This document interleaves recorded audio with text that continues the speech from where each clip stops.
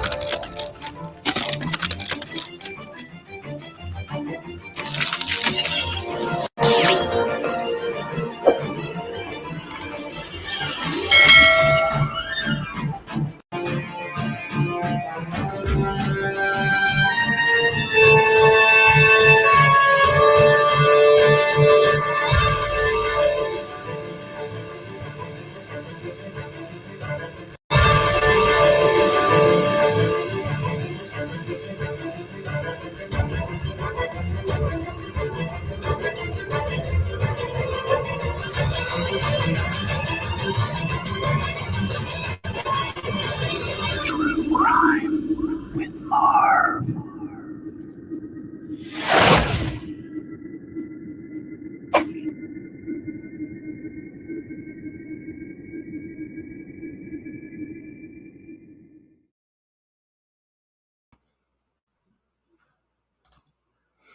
Hello, everyone. How are you? Lighting in here is kind of acting weird again. So I think I might get myself in here. Oh, long intro, yes. But it gives me time to get everybody and let everybody know that I'm live and everybody can get in here and me to do a few last minute things. So just want to give a shout out to everybody here. Just Deb, good evening. Jill, how are you? Melissa, how are you? Mike, it's so good to see you. Roxy, hope everyone had a great day. Me too, on this beautiful Saturday that we're having. Hello, Olivia, too. I know that I said some. Just want to say hello to Carla on Facebook. Stories from the Stone, so glad you're here. TGR Dave, nice to see you. Digital, gotta love it. I'm so glad you're here. Brandon, hello, how are you? Got some repeats here. James Power in the house. Yeah, I clicked and it moved. Gene Williams, nice to see you. Miss Thing, so glad to see you here. Jen Doe, I've seen you in a lot of other chats. So glad you could make it. Hello, Jan, how are you? And Joe, glad to see you too. Dee Berlin, hello, how are you? Andrea's here. Randy's here. Lady Drake, can't wait to see you at the walk and everybody else that's going to make it there. It's going to be a very, very busy 4 or 5 days for me. Yeah. So, all of you know I've been following the Abby and Libby case for about 3 years now. And a lot of things I've talked about, I've speculated, I've gone with rumors, I've gone ahead and told you guys about myths, all that good stuff. Hi, Sandy, how you doing? But I would say the last 2 or 3 months, I've really been thinking about things when it came to this case. And that's why I started the Truth or Myth series, and we're going to continue with that. We're still on day 1, 2 episodes in, but we're still on day 1. We've got together a spreadsheet. I've got questions from you that need to be answered. We've put down some truths. We put down myths. And we put down who knows, right? So it's important that we look at some of the theories and rumors. You know, it's all part of the case. But because we're getting closer and we just had the hearing for Richard Allen. We know when the supposed trial is supposed to start now, January of 2024. It's all about, to me, it's all about looking at everything from the past and pointing out the facts. Next week, we are going to be on a very big fact mission.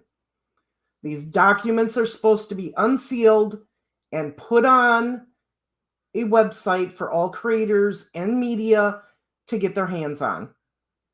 I'm hoping that these documents are going to help answer a lot of questions.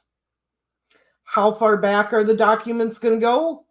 Nobody knows. Everybody's assuming that it's going to be all the documents. Some are assuming it's going to start with Richard Allen and go forward. We don't know. We just don't know. But until that happens and we get those, it's still an assumption game.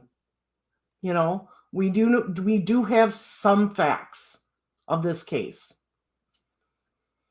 And so I wanted to talk to all of you today about the fact that in the hearing on Thursday, it was said that Richard Allen made several confessions to several different people.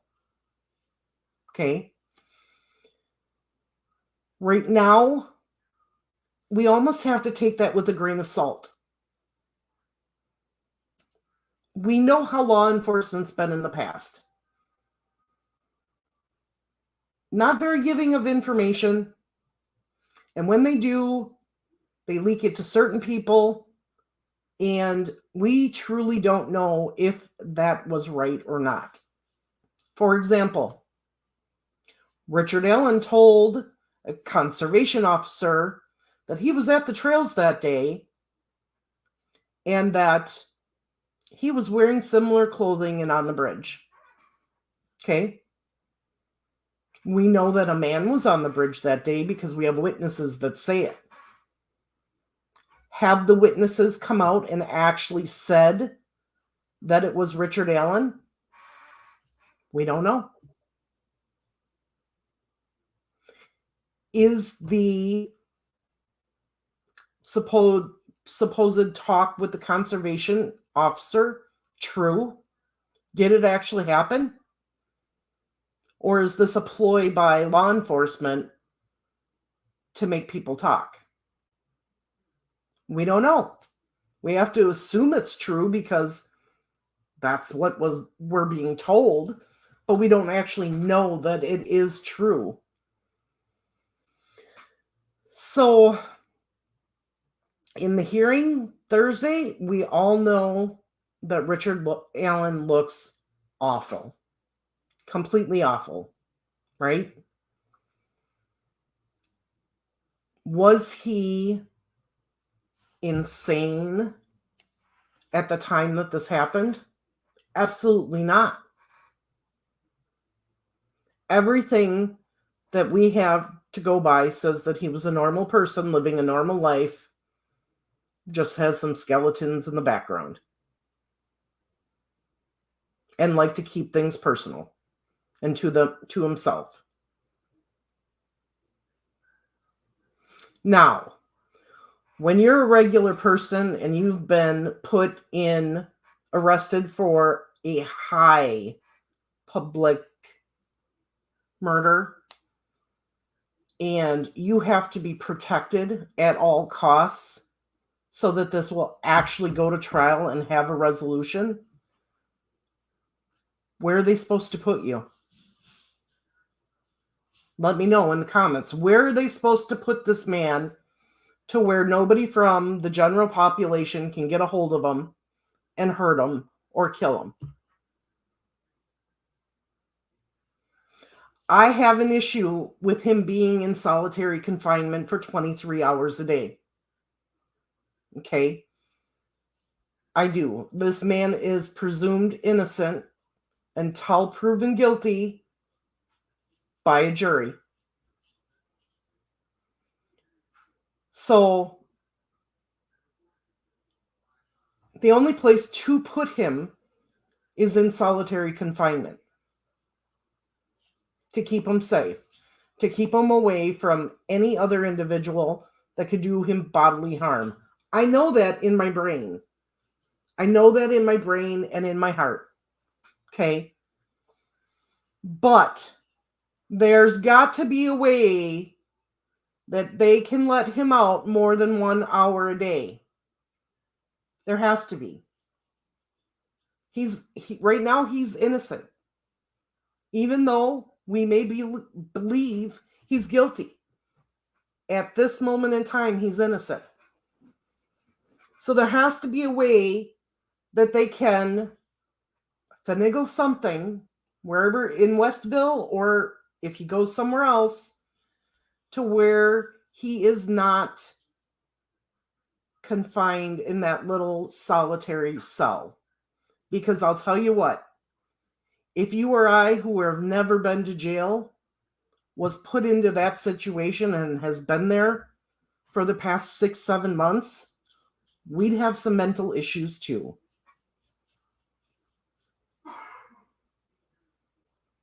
We would. You don't talk to anybody.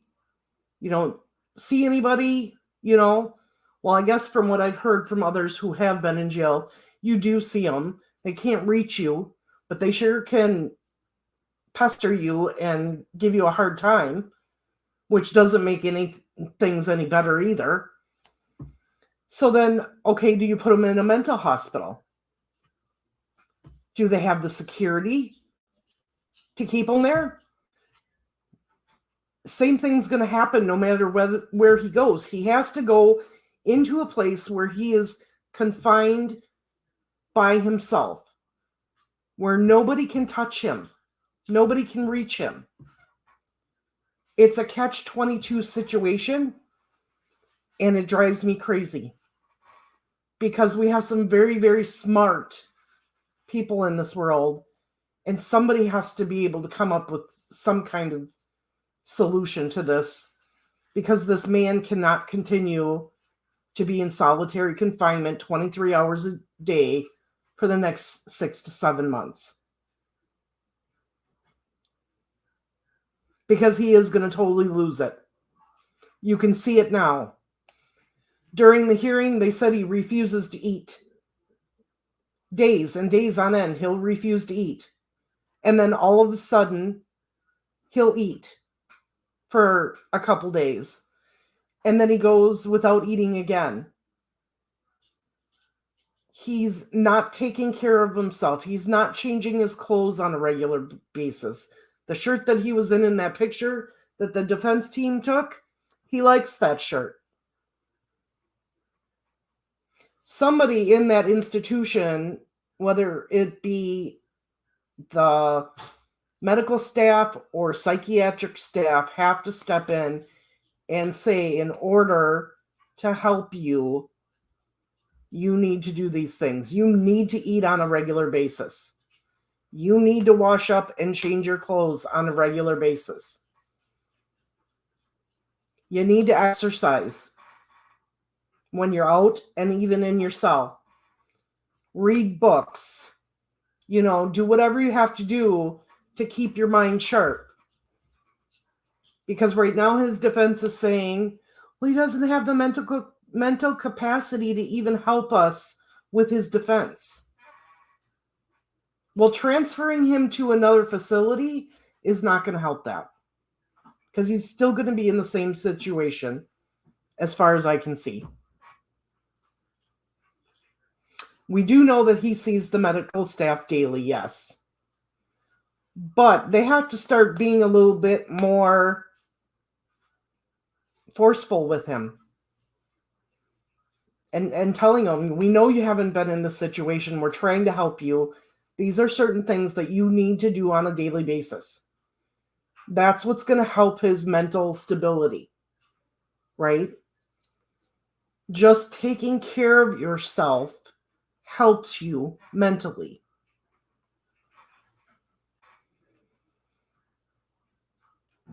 I don't know, Olivia. That's a good question. But if I was the person that was put in charge of helping him take care of his mental state and his physical state, these are things that I would be putting in place in a plan for him.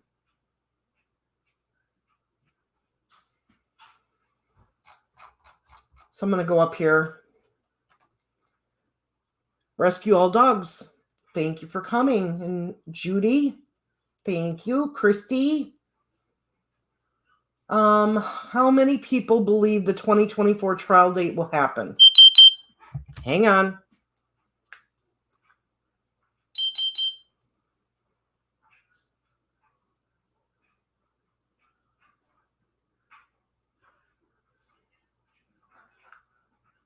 I was away from my phone, so my diabetes alert is lost signal and it's beeping at me. So in order to make it stop, I gotta have it come up here. Okay. I truly don't think January is going to happen. If it does, I will be pleasantly surprised. But I think there's going to be more continuations.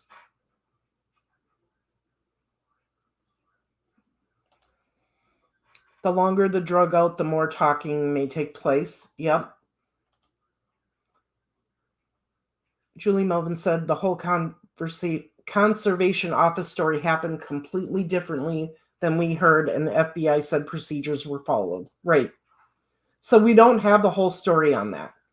I want to know when the conservation officer actually saw him, what exactly was said, who that conservation officer reported it to, where did the information go from there, and who looked at it. Am I going to get that information that I want? Not until the trial. I think he's probably paranoid and thinks that they're going to try to kill him, and someone may be. Yeah. People know that when you go to jail or prison and you are a child killer, your life is not easy. They will target you. And Deb, I agree with you. And that's why I'm saying what I'm saying. I want him healthy. I want him to go to trial. And I want justice to take its course. Yeah, exactly, Jendo. Imagine sitting locked in your bathroom 24/7 alone with your thoughts. Hey, Jinx, so glad to see you here. I completely agree. We want him to make it to trial. Exactly, because if he doesn't make it to trial, this is all for nothing. The families don't get justice if he's found guilty. Everything ends in a big question mark, just like it is now.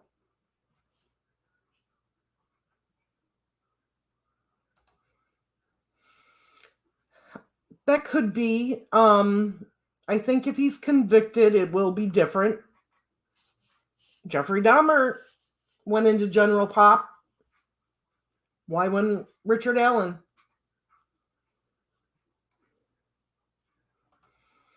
I wonder if he doesn't start cooperating with his defense team if they will withdraw.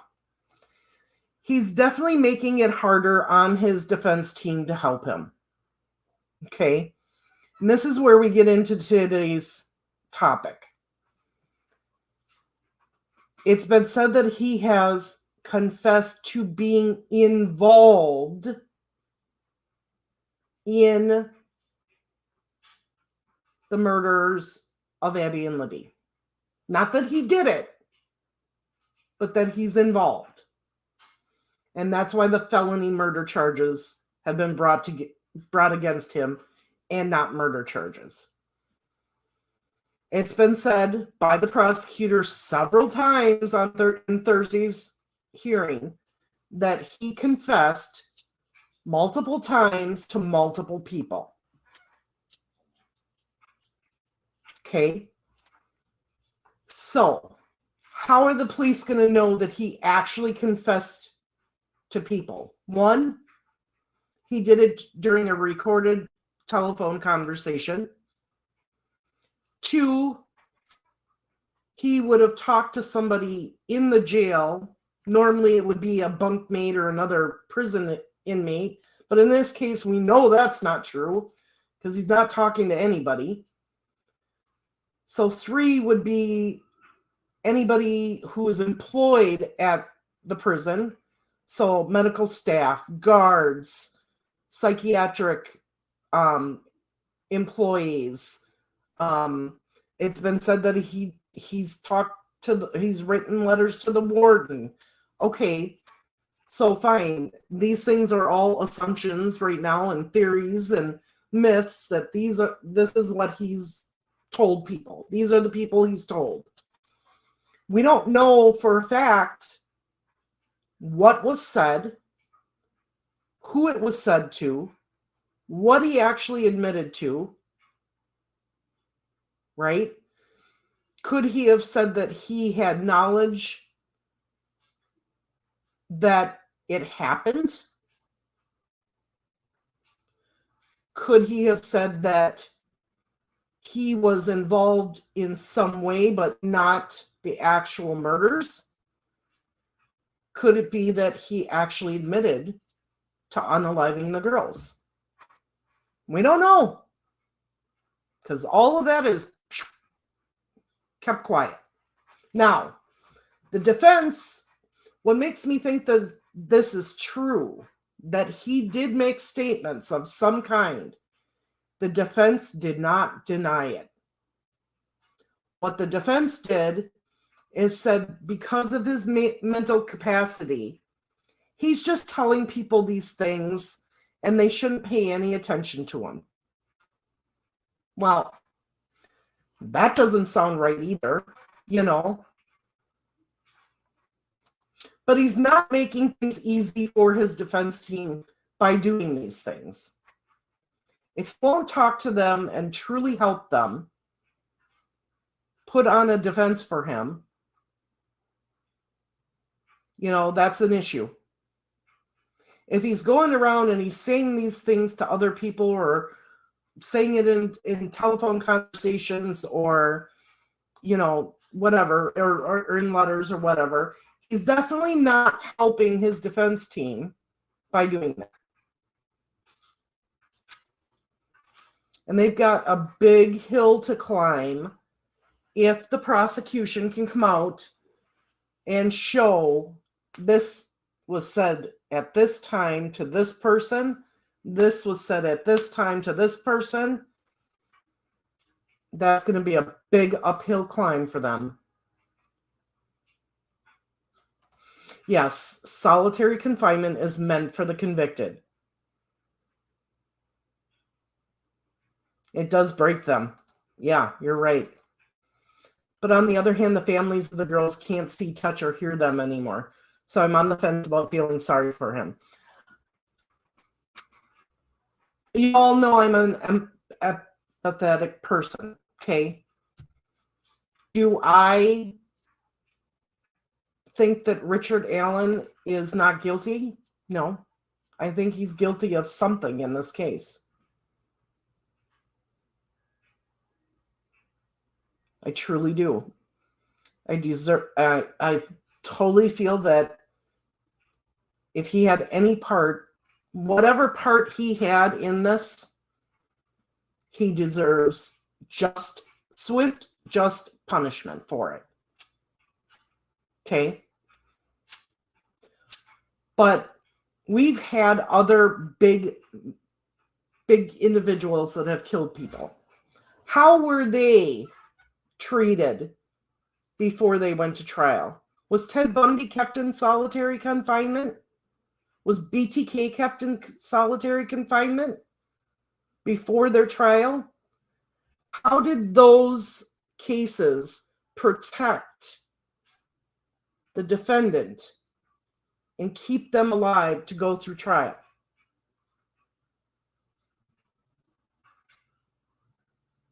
That's my big question. Because this isn't the first high-profile case in America. There's hundreds of thousands of them over many years. How did they keep the person who is said to have done the crime safe until trial? And that's what this case needs to look at then.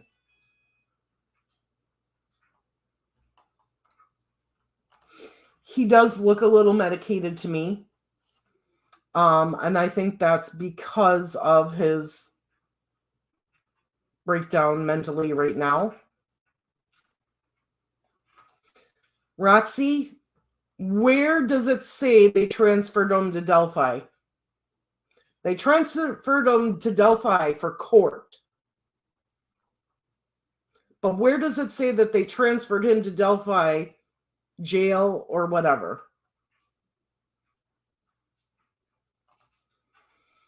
Heard Indiana doesn't have a force to eat.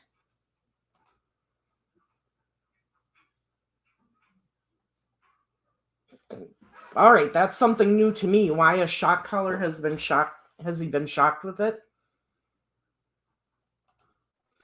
He looks as whacked out as the Golden State Killer did after the months in jail. Exactly. It takes a toll on you. Cass County doesn't have the same medical staff. Yes, I agree. And they don't have a way to transport them either.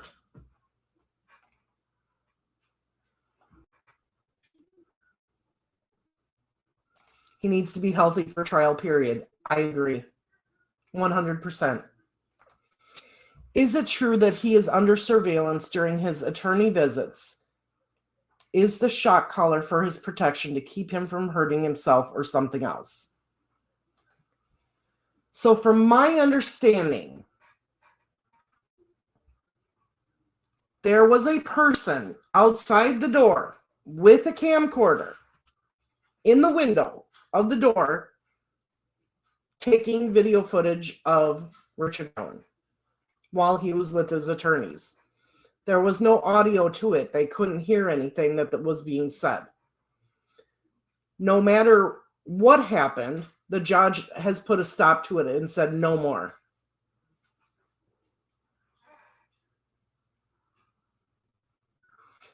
Now, as far as the shock collar thing, where exactly is he seen wearing the shock collar? Do we know for a fact that he wears the shock collar the whole time that he's in jail? Or is that just something that is on the outside? Anybody know? He's in crisis, and even if he's moved, he will likely still go, yeah, exactly. Thanks, Jinx. You too. Exactly. And that is why they're doing what they're doing. They're keeping him in solitary confinement to keep him safe so that this trial happens.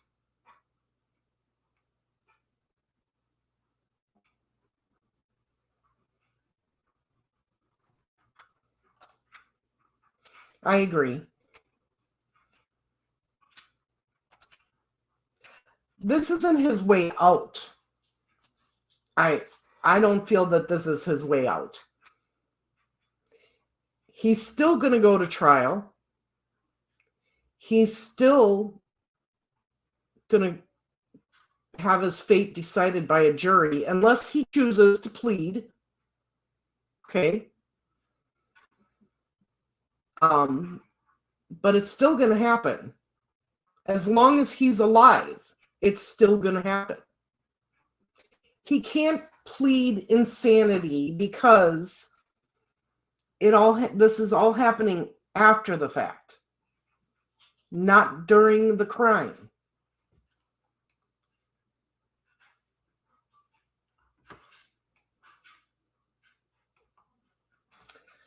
If he's just involved, then his attorneys need to hurry and get it over with for his own sanity and health.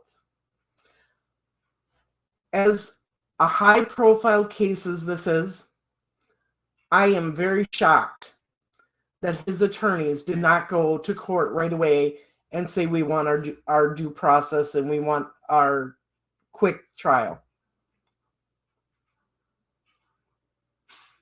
I'm shocked.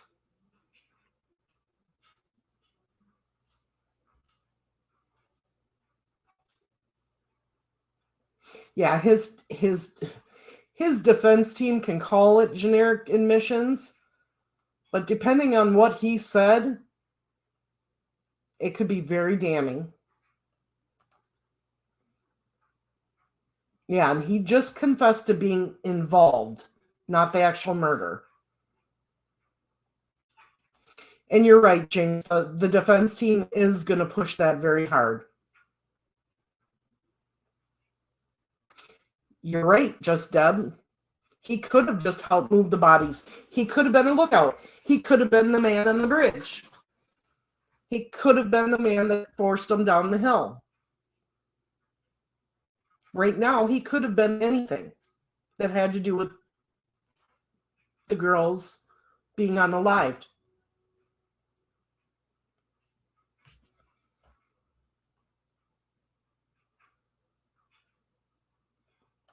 How do we know he confessed to the psychic? Where have we been told that that is who he confessed to? That actually has information as to what happened. That's why I'm saying, you guys, we have to be so careful right now of what is the truth, what are the rumors, and the myths.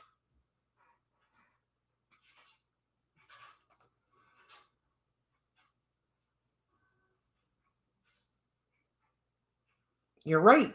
He did write letters to the warden, but we do not know for a fact that it was the warden that he confessed to or even the psychiatric employees. We can assume that, because that's who he's been talking to. Right now, all of that is assumption.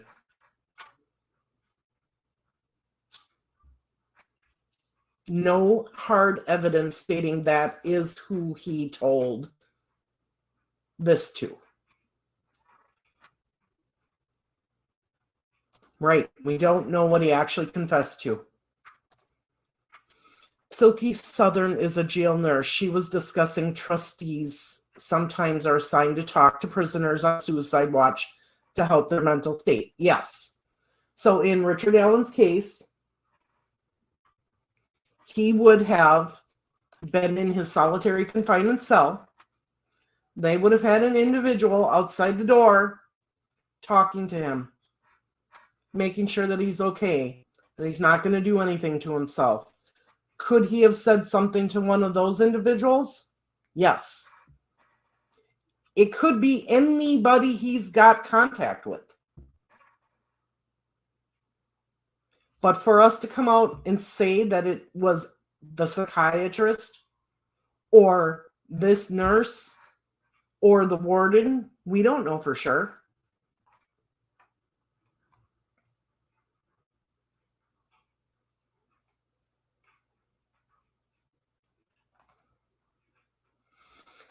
So what I've heard is that he has been talking to her on the phone. As far as visits, I don't know for sure.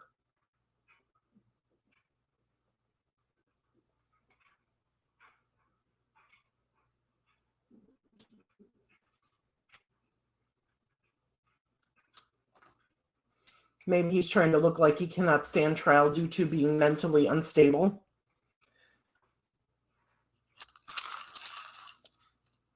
That could be. Could very well be. But it's not going to stop him from standing trial. If Lori Daybell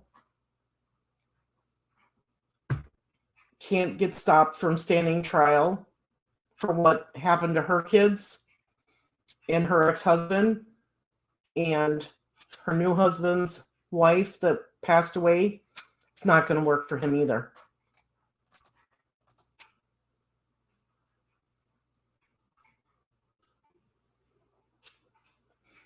True. Very true, Dave. And it was awful. I've got the attorney's letters. They're saying he was treated awfully. But the last thing that needs to happen is his rights being violated. It doesn't help the case if that happens, but I don't feel for him either. Exactly. But there's no precedence in this type of situation. That's why I said we'd have to go back and research the bigger cases. Ted Bundy, BTK, Golden State. How were they housed before the trial started? Was it the same way? Were they put in solitary confinement to keep them safe from harm so that they could stand trial? We got to research it. We got to find out. Maybe he had mental issues before, and while his wife was dealing with her brother, mother, daughter wedding, he got off his meds. Could be. Could very well be. But until we get to trial and we get to hear any of his medical issues, if it's brought to trial, we can't say for sure.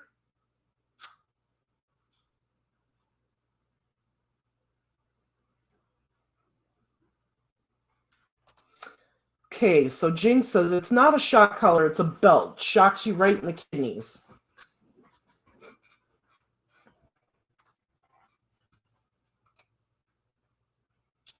Justice Angel says, unfortunately, Ari would probably already been dead right now if he hadn't been in solitary confinement.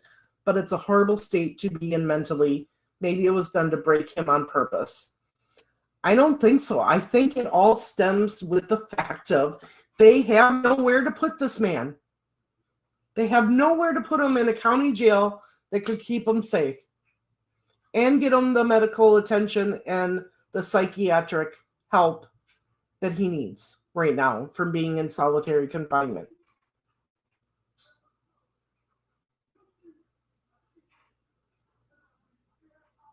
So you guys that are from Indiana, you got to tell me, is there another prison, jail that can offer him the medical services, the psychiatric services, and the confinement so that he is not killed or hurt?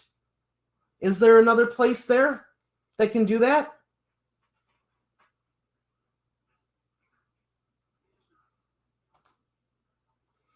I think they're trying to get it to where he is mentally unstable to stay in trial.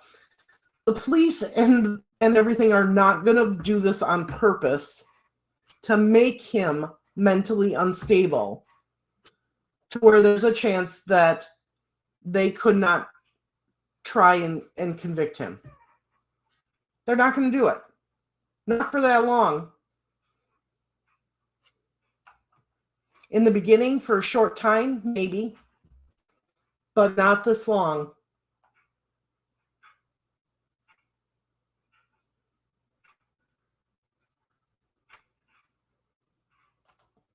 Well, and that's the thing, is if he's stating that he did play a part in this, he is now realizing that his life, he's been caught and his life is over. And that this is going to be his reality for probably most of the rest of his life.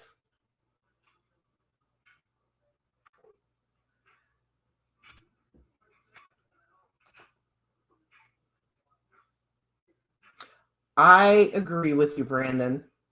I personally believe that Richard Allen is the low person on the totem pole and that he has information to give about other people that were involved in this. It was Roxy. It was on the news that they transferred him, but that was on Thursday, not Friday.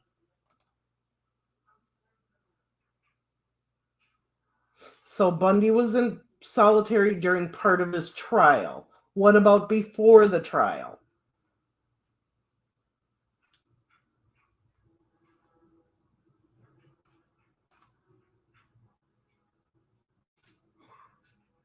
He went to court Friday.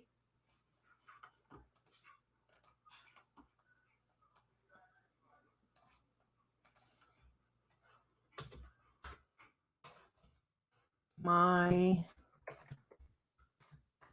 case, indiana.gov.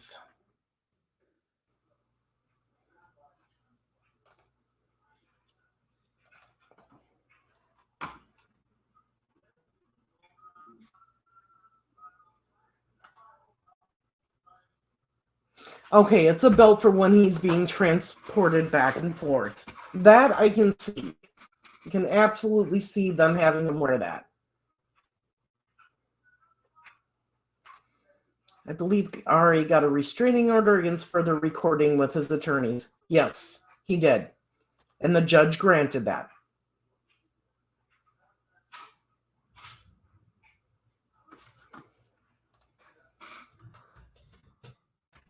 Why can't I spell?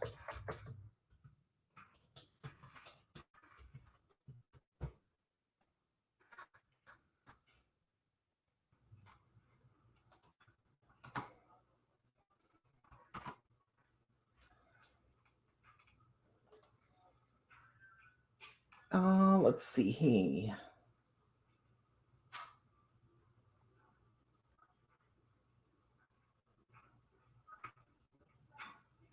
I agree with you, Judy.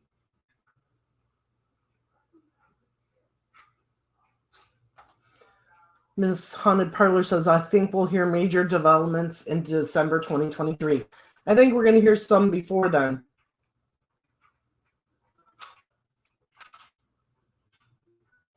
Is he allowed a TV to give him something to occupy his time? That's a great question. What exactly is he allowed to have in solitary confinement? We know he's got a tablet because he broke it.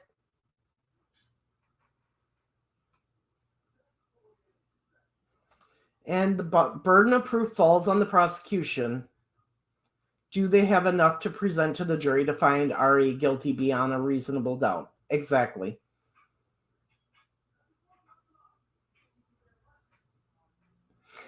Not really. There was not a lot of CCTV during that time. That's part of our problem. Yeah. Kohlberger does get vegan meals in jail.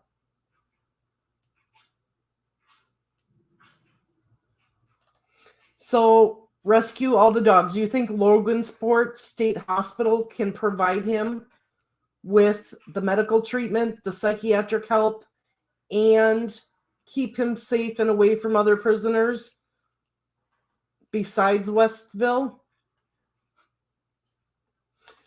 Jinx says it would be further away from where he's at now, which would make it harder to get him to his hearings.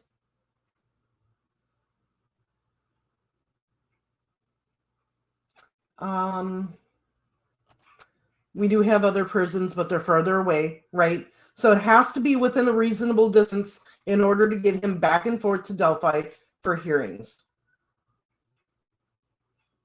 The state absolutely does not want a mistrial. They want to do this once and once only.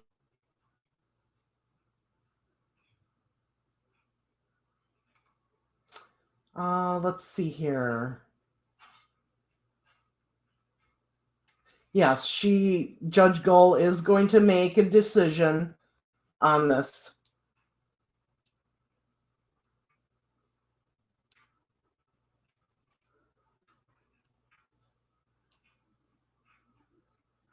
Let's see.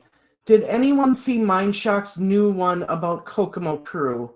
A lot of info has been mentioned here and there. Ooh, I'm gonna have to go look at that.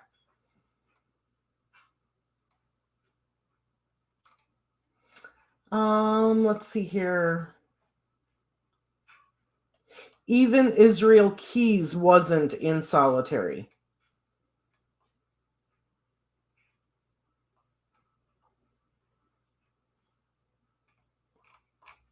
Wow. So, okay, the big question is, what do you think Richard Allen confessed to?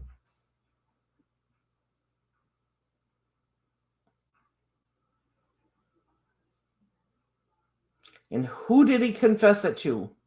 So, I'm going to put the link up here. I want us to all continue discussing this. Anybody wants to jump up here with me and talk about it, you are more than welcome. I'd be happy to talk to anybody about it. Let me look at... I brought my case up on my other computer screen here, so let me get to that.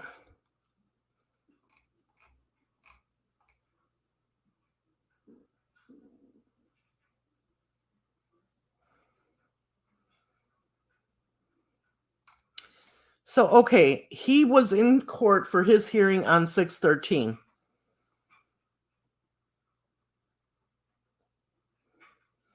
(6/14) automated e-notice issued to parties. Order issued 6/13. Andrew Joseph Baldwin, Bradley Anthony Rossi, Nicholas McClelland.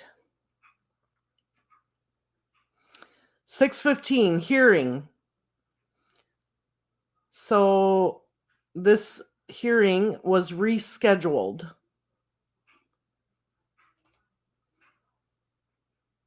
So he did not go to court and have a hearing on the 14th, the day after his big hearing. The only other thing that has been done... Oh, I'm already sharing my screen.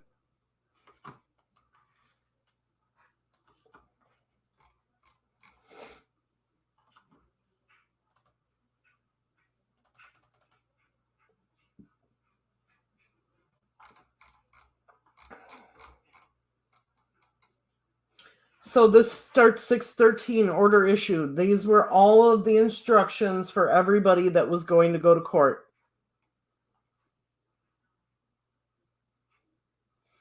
6/13, verified, petition filed, verified request to prohibit public access to a court record filed. 6/13, objection filed, states objection to defendant's motion for order or continuing disclosure of defendant's medical health records filed. Petition filed, verified request to prohibit record access to a court record filed. Objection filed, states objection to defendant's motion to suppress. And they didn't even get to the suppression part of it on the 13th. E-notice issued to parties. So there was an order issued, and it was sent to all the attorneys. And that was on the 14th. I believe the order issued was the fact that there was to be no more video or video recording when the attorneys met with him. And the judge granted the prosecution's request to get his records from CVS. 6/15 hearing. Session 6:16 a.m. rescheduled. And then the only thing after that is all of the jury. So the actual trial from the 8th all the way to the 26th has been scheduled. 6/16 ex parte motion for order authorizing expert at a public expense incorporating memorandum in support, filed by Richard Allen. So they want to bring in some kind of expert at the public's expense.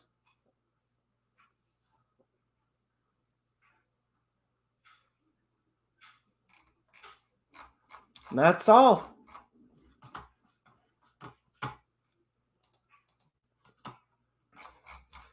So let's see here. Why is he not in Bunker Hill prison?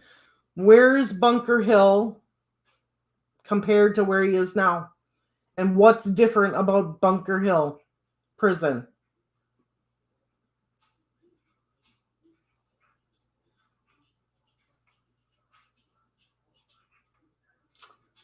I highly doubt they'll move him to another prison. Goal said you take it under advisement. Yep.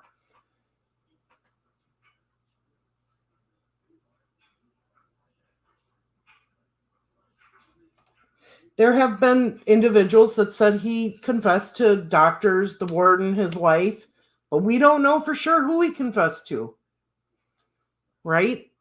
So everybody's got sources or whatever. I'm saying until we hear it in a legal document that this is who he confessed to, we can't say for sure who it was. We can make assumptions because we know the only people he can talk to are the individuals that are watching him when he is under suicide watch, the medical staff, the psychiatric staff, the warden, the guards, and anyone in his family that he may talk to via phone.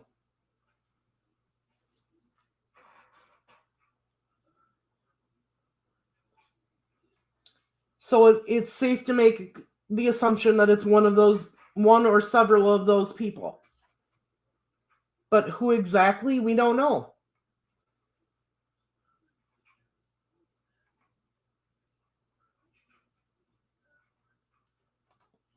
Well, that's what we're hearing, but we don't know for sure because that conversation was cut down at the trial or at the hearing per the defense's objection.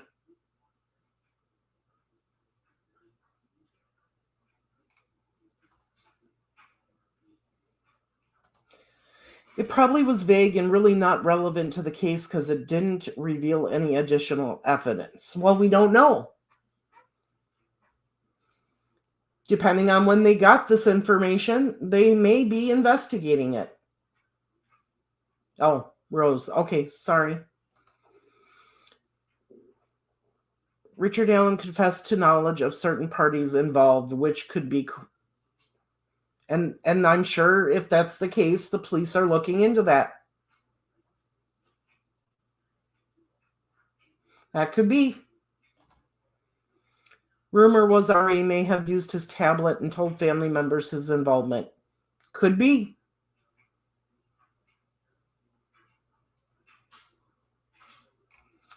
Let's see. He confessed to the involvement of the murders, is what we're told. So he either had knowledge of it or participated in some way, shape, or form. But what that is, we don't know.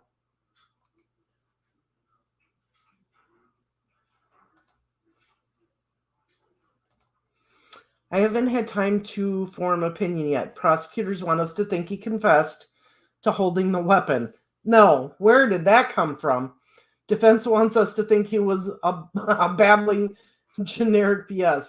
I'd say it's somewhere in the middle. I would agree with you, Digital.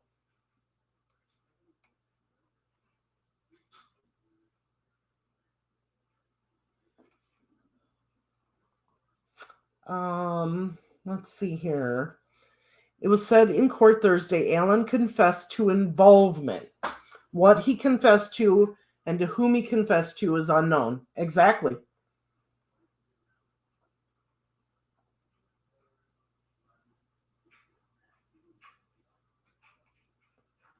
And I agree with you. We have to look at everything.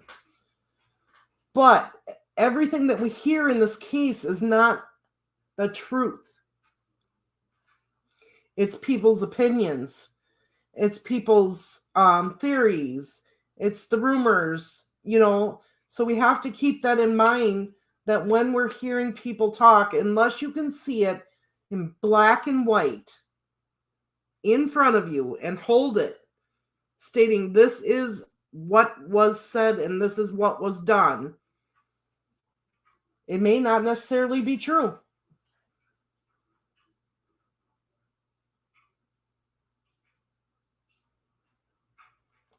This could be a big, big treasure trove of information. We'll have to wait and see. Excuse me. Yes, it's still a waiting game. I have every confidence that once these documents come out,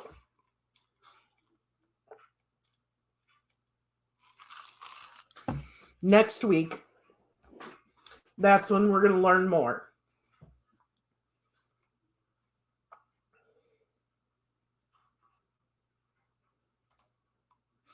And yes, you're right. Somewhere in the rumors and speculation and theories, there is some truth. But do we know that now? No. When are we going to know it? When the trial's going on and after it's over.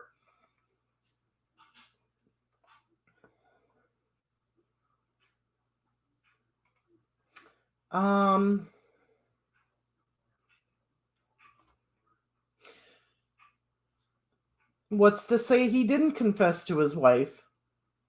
Is she going to just drop him after all these years? Or is she going to continue to support him? Look at it this way, you guys. How many times have we seen it on the other foot? A person does commit a crime. Do all of their family members just abandon them and not support them? No. They still love them. They still support them. But at the same time, they still want justice for what they did. They want them to pay for the crime they committed. But at the same time, they still love them and they still support them. They still visit them. They still talk to them.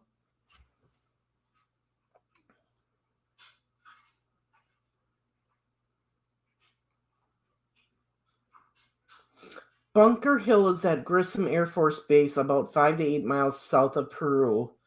I think they took KK there.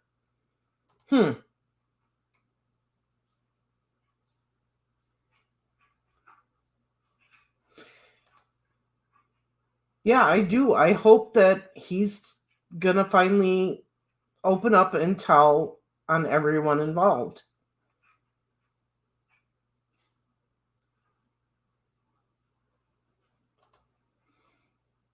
And like I said, even after it sinks in, these family members don't like what their loved one did.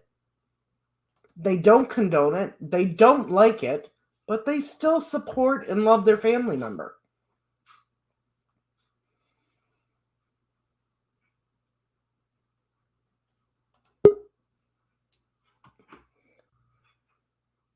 Jinx, can you show me yourself just real quick and then you can put it back on the... Thank you. I love you. I am so scared when somebody comes on that I don't know that's coming on because of what happened in the past. No, you're good. You're good. I just don't. I got my hair not done. No, I'm just playing. It doesn't look like right. So, what do you think about all this? Okay, well, I know he didn't wear no damn shock collar, so there's that. He wore a belt, and it was a shocking belt. And what it is it's a safety procedure in case that he does get, out of hand. They can just shock him, and it goes right to his kidneys. And let me tell you, if you've ever been kidney punched, you know your ass is going right on down. Yeah. So imagine a shock. So again, it was a belt, okay? Safety measures for him, acting out, and for them to have him not be able to do anything. It's very, very debilitating. It'll take you right down. Right. The CBS thing, I mean, I know people think it's going to be a treasure trove, but I honestly think it's only going to show, like, his attendance and stuff. I know people are pushing a lot of theories and whatnot. I actually worked as an assistant store manager for a Rite Aid, and they were bought out by Walgreens, and then they transitioned into a Walgreens. I worked there through the whole thing, from working as a Rite Aid, and then working through the transition into a Walgreens, and then working for Walgreens.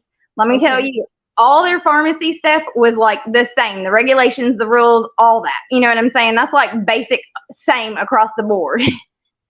Now, as an assistant store manager, yes, I did have a pharmacy tech license, okay? I was technically considered a pharmacy tech. But as an assistant store manager, my job was to take care of the front of the house. You know what I'm saying? Right. So retail, y'all, retail. If I went back into that pharmacy, I did go back in the pharmacy twice a day. And that was for shift changes, to take out the drawers, swap them over. And that was like my main thing, in and out. You know what I'm saying? Like I go in, I pull a drawer, take it to the office, get it counted down, bring in the drawer back, pop it in, and then I'll leave the damn pharmacy. I'm not in there filling prescriptions or anything like that. And on the very few instances that the pharmacy was shorthanded, let me tell you, you're not going to get your hand on any kind of controlled substance, okay? Not with all those people in there. No, and let me tell you this too, okay? The cameras are so good at these pharmacies, you guys. Like, there are no angles that you can hide from. Also, they do, and they have used these machines that just fill prescriptions and pop them out for you. Right. It's all computerized. Yeah. Well, the ones that are controlled substances, they have to be done by the pharmacist. It's not something that the techs can get their hands on. Now, I do know that people are going to be like, oh, Sudafeds, yada, yada, yada. Okay, let me tell you about that, because I do know a lot about that too. The pharmaceutical, or the Sudafeds that are over the counter, that are actually kept behind the counter because people do use them to make methamphetamines, they are very like locked up in the back. You know, they're not just sitting on a shelf that you can go take them. No, you have to have a key. You have to unlock it. You know, the pharmacist is there watching. Cameras are watching. Like, I'm not going to say that you probably couldn't slip a few here and there, but that's so unlikely that you're not going to get caught within a few days. You know, like seriously. I have seen people who are slick come in there, get a license, do a good job for a couple months, and then all of a sudden it's like within 2 or 3 days, you've got all these big wigs coming in that are getting ready to get this person in all kinds of trouble. I've seen it firsthand. It is a hot mess. Yeah, I agree. And people, they make those fill out the slip so you can only get so many at a time. And there's that too, you know? Yep. Now, being a manager, you were running, I mean, you were taking care of the people stocking the shelves, the right. Camera, I was more, it was all retail. It was hardly any pharmacy stuff at all. It was all the front of the house is what they call it. The front of the house retail. Okay. I was making sure that I got my orders in, that my truck was good, that my shelves are stocked. And also here's another thing. These companies like Rite Aid, I mean, most retail companies anymore, they're not worried about public stealing anymore because they actually have what they call a shrink is what they call it. And they have that worked into their budget for the year that they can allow the public to steal from them. What they are more concerned about and is more common is employee theft. So you think that we didn't watch employees like hawks? You think I wasn't watched like a hawk as a manager? I mean, they keep an eye on employees so hard. Oh, I bet. So I don't know honestly, they're gonna end up coming out with, you know, of course he was employed there at the time, and then they're gonna be like, was he working there or not? You know, what was his attendance? You know, things like that. But the whole pharmacy aspect, I have a disciplinary action type like that. Yeah. Right. Yeah. Like I said, I mean, I was in the pharmacy on a daily basis when I worked a shift, and it was multiple times, but it was usually 9 times out of 10, I was either getting change for somebody or, you know, I was swapping out the drawers and things like that. I wasn't in there doing that. The store manager, the actual store manager would go in and help in the pharmacy, fill in prescriptions and things like that. Right. Well, that's good to know. And I'm telling you, that's my firsthand, hand to God experience. I'm not trying to like sway anybody one way or another. That's just how it was for me. And like I said, the pharmacy stuff is usually straight across the board. Now, the retail side varies. You know, you got different rules and regulations for, you know, the front of the house and stuff like that. But I can't see the chat, so I don't know if you had any other questions. But I just wanted to kind of let you know about that. Thomas says hello. Hi, darling. I'll see you in a minute. Well, I thank you for jumping up here and telling us that. You know, yeah, you're right. Information's going to be limited to what we get from CVS. Yes. I'm kind of curious as to, like, did he have any disciplinary actions? If so, were they minor, major? Right. That's what I'm wondering too. Like that's one thing that I was wondering too. I was wondering what kind of disciplinary actions that he has in his file as an employee. You know, like does he have any write-ups? Does he have any suspensions? Things like that. You know, does he have any kind of paperwork that is, you know, not highlighting him in a positive way, basically? Yeah. And what was his attendance like beforehand versus after? Right. You know, especially the first couple days after. Oh, yeah. Did he go right back to work and act like nothing happened? And right.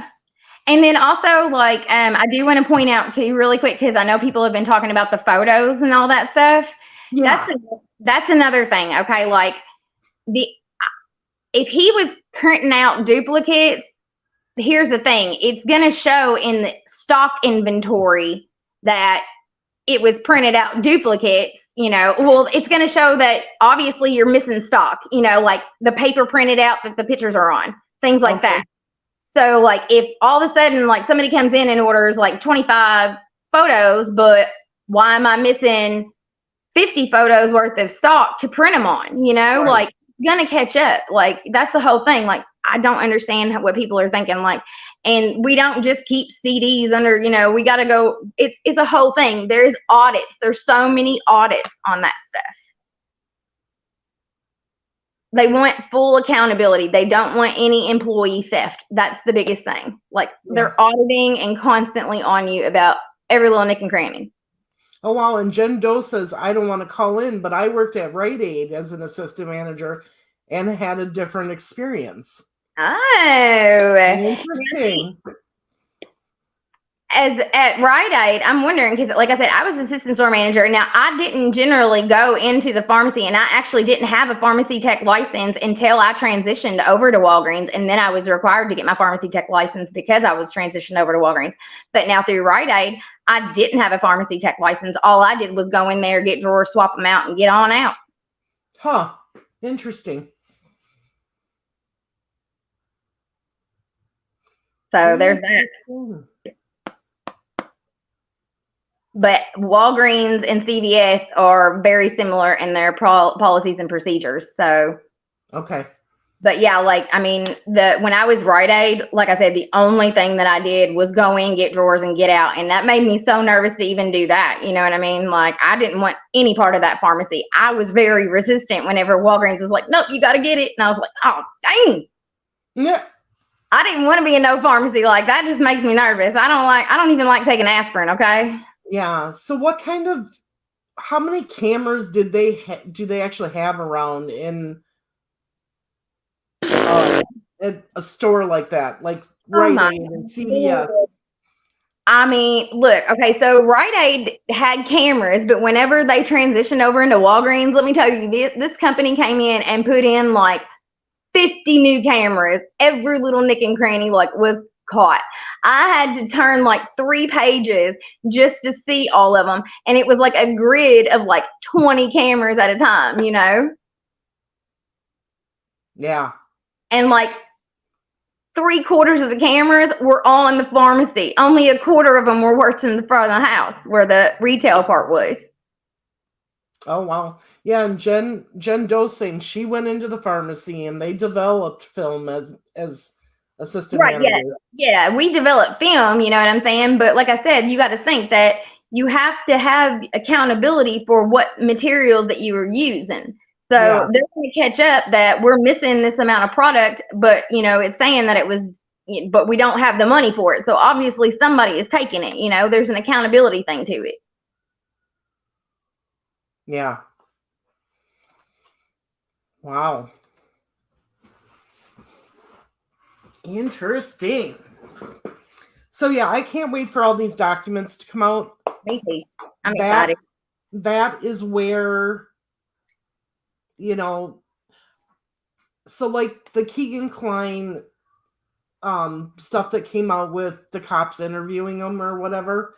Yeah. I still say that you gotta kind of take that with a grain of salt too, because the police can lie to you when you're being questioned. Yes. Yes. Right? I mean, they can't just like flat out bold lie to you, but they can. They do more of a little bit of a bending and a twisting. You know what I'm saying? From what I've been told, they can flat out lie to you. Oh, shit the bed. I didn't know they could just flat out lie to you. They can flat out lie to you. So now when we look at, we had the PCA, the findings of the search warrant, that's different. That's black and white. That's the kind of stuff that I can't wait to see. Yeah, I know. I want to see what's on that search warrant so bad for his house, dude. No. That's what's killing me. I want to know what they took, what they found exactly. I know. And I hope they release a lot more documents. I really do. Yeah, there was a lot of, they were just rapid firing on the ceiling of everything. And I know that, she redacted the PCA and put it out. You know what I'm saying? So I'm sure she's been rolling her eyes waiting to release some of these documents. I agree.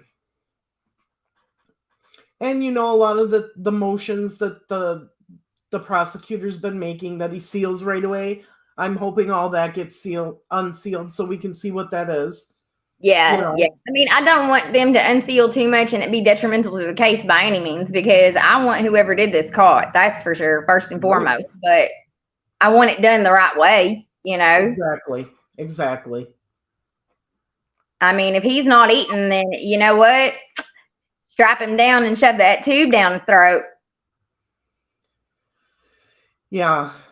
I mean, okay, so he was a big person to begin with, so I'm sure to be Right, healthier, like, I mean, he had some weight that he could lose, but it's getting to the point where it's too much and he doesn't look healthy, or, and that's...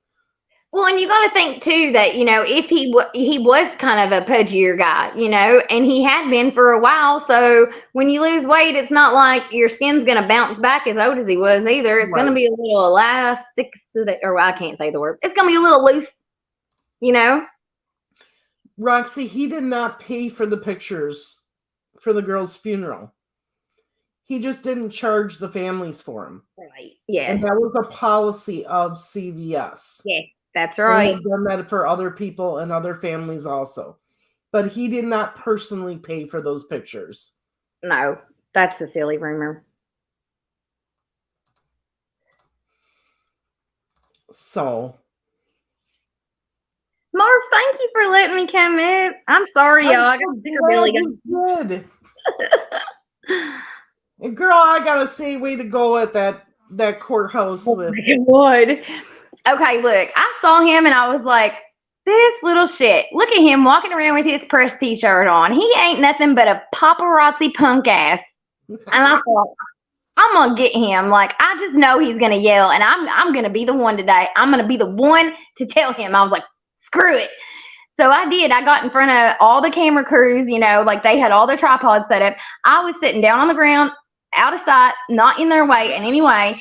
And the next thing you know, he comes and he stands right in the middle of these guys. Like he's pressed. And I was just like, oh Lord, he's right behind me over my left shoulder.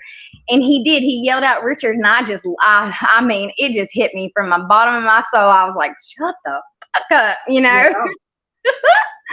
I'm so glad you did.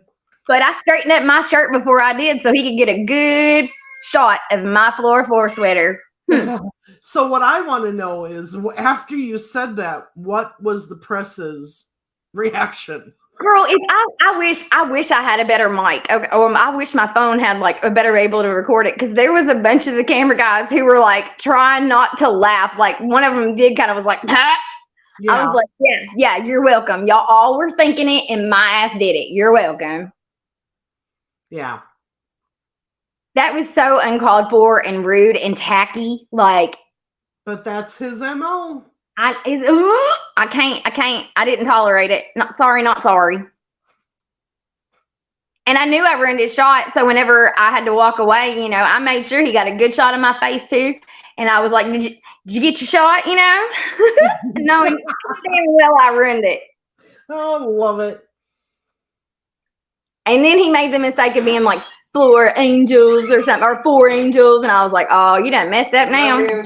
Yeah, don't even go there. Right. Yep.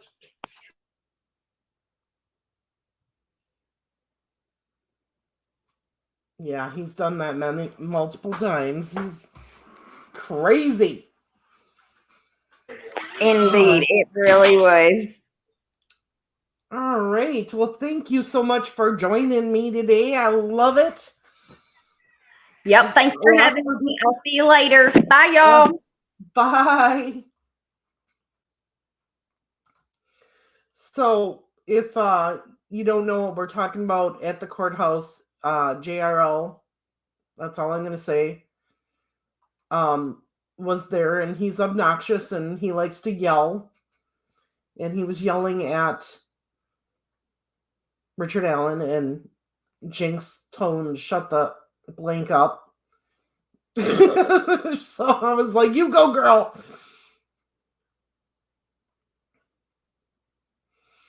So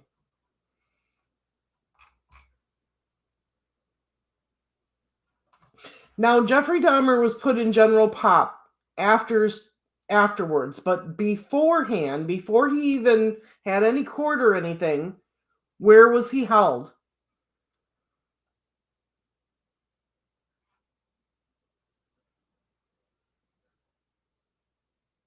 Anybody know? We'll have to do some digging. That'll be our homework for the next live. But, well, everyone, thank you so much for joining me today. I had a great time, great conversation in the chat. I appreciate all of you who have put in your comments, and for Jinx for jumping up and telling us her experience, and for Jen Doe to tell us in chat that she had a different experience working there. You know, that's what it's all about.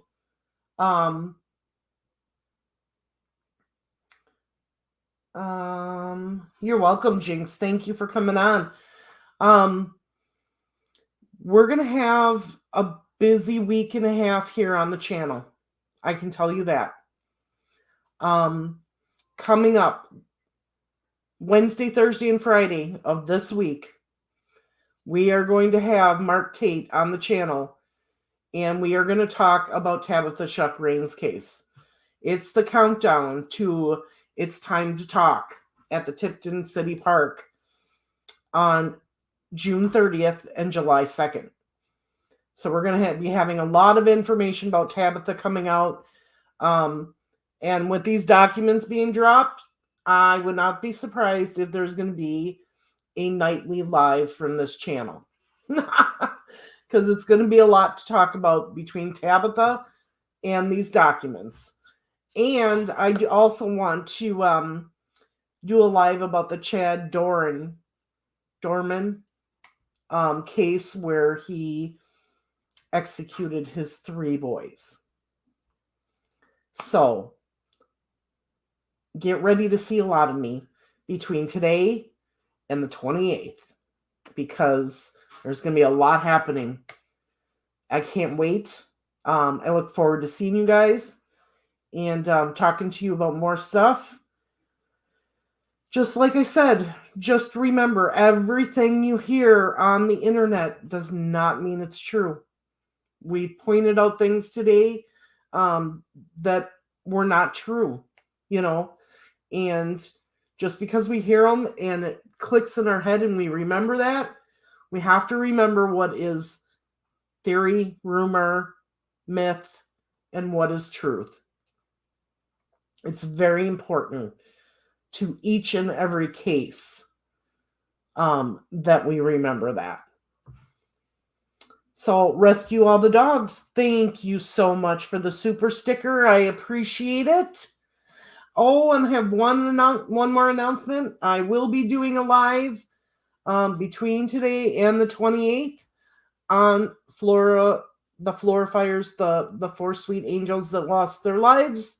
We're going to do a donation night, and I am going to make a very large donation. So with that being said, be nice, be kind, show some extra empathy and kindness for those around us. We live in a hateful world these days, and showing that extra kindness can make somebody's day that's having a really rotten day. Thank you all. Love ya. Oh, Jen Doe, thank you so much. I appreciate it. Make sure that if you are watching now or if you're watching the replay, click the like button. It helps the algorithm share the stream out to anybody that you think would like it. And most of all, have a wonderful, wonderful Father's Day to all the fathers out there. I hope that you get to spend time with your families and your children, and have a great, relaxing day. So, I'll see you soon, everybody. Bye.